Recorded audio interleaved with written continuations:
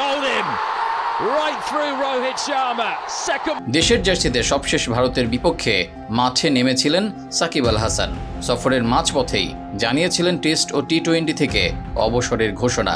ক্যারিয়ারের শেষ টেস্টটি দেশের মাটিতে খেলার ইচ্ছা থাকলেও পরিস্থিতির কারণে তা সম্ভব হয়নি। এরপর থেকেই জাতীয় দলের বাইরে আছেন এই অলরাউন্ডার। তার বোলিং অ্যাকশন নিয়েও ওঠে প্রশ্ন, যার কারণে তাকে পড়তে হয় নিষেধাজ্ঞার মুখে। তো ম্যাচ খেললো, আরও কয়েকটা ম্যাচ খেলতে দেন, তখন এই কোয়েশ্চেন উত্তর দিতে পারবে। সেই নিষেধাজ্ঞা কাটিয়ে সাকিব মাঠে ফেরেন পাকিস্তান সুপার লিগে। তবে সেখানেও নিজের নামের প্রতি সুবিচার করতে পারেননি তিনি। এরপর থেকেই শুরু হয় আলোচনা, সাকিবকে আবারও জাতীয় দলে দেখা যাবে কিনা।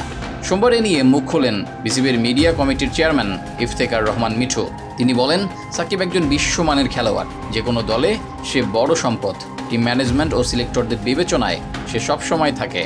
তবে তিনি জানান, অ্যাকশন শোধরানোর পর এটি ছিল সাকিবের প্রথম প্রতিযোগিতামূলক টুর্নামেন্ট। এখনই চূড়ান্ত কিছু বলা যাচ্ছে না। আরও কয়েকটি ম্যাচ খেলে কেমন পারফর্ম করেন তা দেখে তারপর সিদ্ধান্ত হবে। ক্রিকেট বিশ্লেষকদের মতে সাকিবের অভিজ্ঞতা এখনও দলের জন্য অমূল্য হতে পারে, বিশেষ করে বড় টুর্নামেন্টগুলোতে।